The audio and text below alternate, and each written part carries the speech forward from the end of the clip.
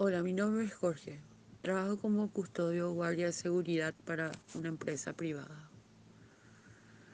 A mí me pasaron, en toda mi vida laboral, tuve muchísimas experiencias paranormales. Em, para que nos ubiquemos más o menos, una de ellas les voy a comentar. Eh, Había una residencia a la que custodiábamos. Con anterioridad había sido, entre otras cosas, entidades del Estado, como por ejemplo de telecomunicaciones, Copaco y demás. Más o menos, para que se ubiquen, estaría en Villamorra, cerca, sobre República Argentina. Los que viven en Asunción saben perfectamente dónde es. A un costado de la Plaza de las Américas, una residencia muy linda, de verdad, que se alquilaba, o sea, estaba para alquilarse para negocios y entidades, ¿verdad? O instituciones, lo que fuere. El caso es que yo tenía que custodiar ese lugar y no había momento en que yo podía estar tranquilo en las noches cuando empezaba mi guardia, porque se escuchaban gritos, se azotaban las puertas, eh, se sentía la presencia, que para mí era una niña, eh, en el lugar. En el caso de que yo me quedara un poco, de repente, como se dice, en guardavela, como entre dormido y despierto, por la larga jornada de trabajo, me despertaban gritándome prácticamente al oído, simplemente a veces con un grito. En otras ocasiones, cuando me quedaban en otros lugares como el comedor, eh, se abrían las puertas, se movían las cortinas sin haber una gota de viento, em, como si alguien estuviera ahí moviendo las cosas en ese momento. En las mañanas, o sea, antes de dejar mi guardia, yo tenía contacto con la gente que iba a quedar trabajando, como la señora de limpieza, la señora que trabajaba con las cámaras y demás. Oh, en tal caso, mi relevo, y generalmente me preguntaban si no tenía miedo, porque se podían registrar en las cámaras que se abrían las puertas solas. Y me preguntaron bastante veces si es que no tenía miedo. En fin, había muchos movimientos y ya eran exageradamente perceptibles por todo el mundo.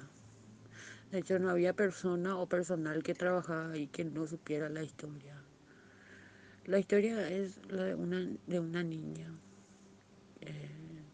Los dueños, a lo mejor de antaño,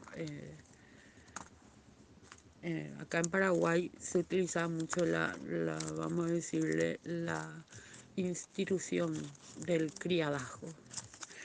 La gente con recursos, económicos, traían personas o pequeños, prácticamente criaturas del campo, para supuestamente, eh, darles educación, alimento y también pago para que puedas enviar a sus familias, de las que eran sustraídas esas criaturas, algunos muy menores de edad, y los utilizaban como empleados. Ya, eso se le llamaba criado o criado. Tal es el caso que ahí había una criadita, eh, que sufría muchos maltratos, como muchos otros en esa situación en aquel tiempo, ¿verdad? Sufría maltratos, abusos, hasta que falleció esta criatura en circunstancias no esclarecidas. Ella vivía en un pequeño cuartito en el fondo de la residencia, por lo que ahí se podían, o sea, cosa que estaba intacta, ¿verdad? Se podían notar que había dibujos en la pared, incluso dicen que ella había dejado una cajita de cartón con dibujos y una carta en la que ella registraba cómo podía el maltrato que sufría en esa casa, ¿verdad?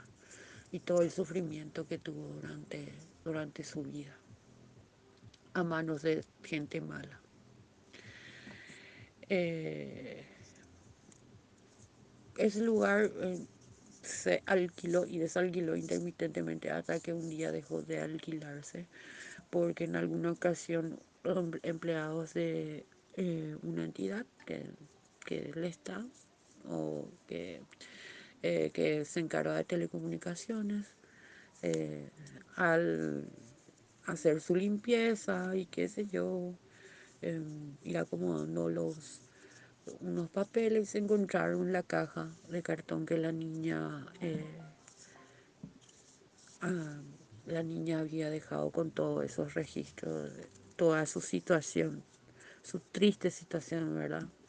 Y más el plus de que esta criatura nunca se pudo esclarecer de qué forma falleció.